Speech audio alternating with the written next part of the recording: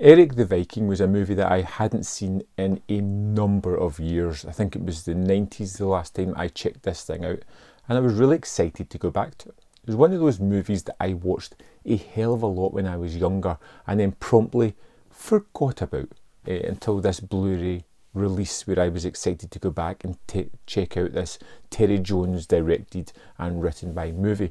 And this has quite a few of the Monty Python characters within it as well, and it has that kind of feeling about it. Tim Robbins stars as Erik, a Viking who is having a crisis of conscience. He doesn't really like the looting, the pillaging. He's no good at the raping. He meets a character at the start whom he has a kind of esoteric discussion with about his life, about what is unfulfilling to him. And when she is inadvertently killed, she seems to haunt his every minute and leads him on a quest to Valhalla to try and resurrect her from the dead, to figure out why Ragnarok has to go on and how can they stop this terrible time in the world. And it creates these wonderful characters on a kind of mythic adventure with a kind of low budget aesthetic as well. And I really liked a lot of the characters and the humour within this. It really does hold up. It all depends on what you kind of see as funny, whether you're going to have some giggles here, but I had some great times with this one. John Cleese is wonderfully cast and does one of the best performances in the movie as the bad guy on this one. Someone who wants to stop Erik on his adventure to make sure Ragnarok continues and that they can make money, because he's a bit of a warmonger.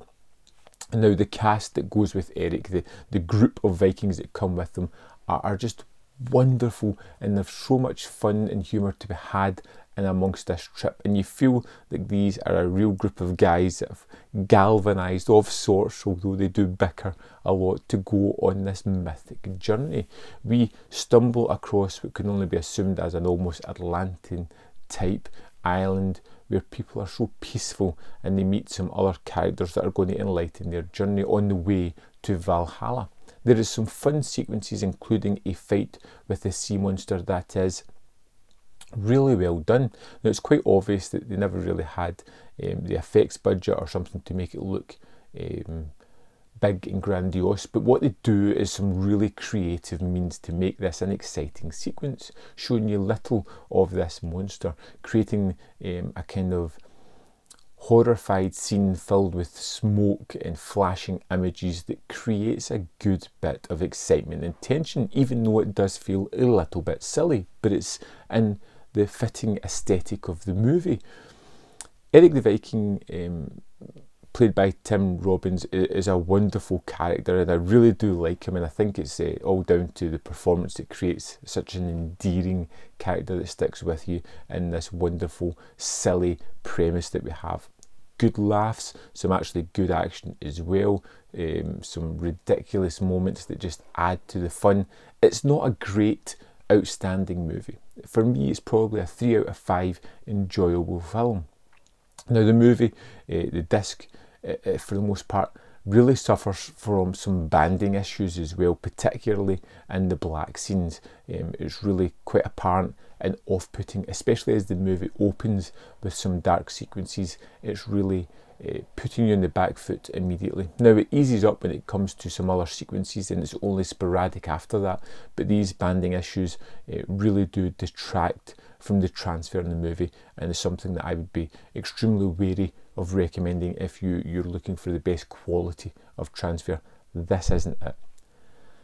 That being said, I really enjoyed going back to Erik the Viking. It's such a fun and funny movie, one that I'd forgotten lots of parts of, but I was glad to revisit, and one that I would definitely go back to again. I'd love to know your thoughts on Erik the Viking. If you've seen it, are you picking up this disc? What did you think of those banding issues in the black scenes? Let me know in the comment box below, and I'll see you next time on Man v Film.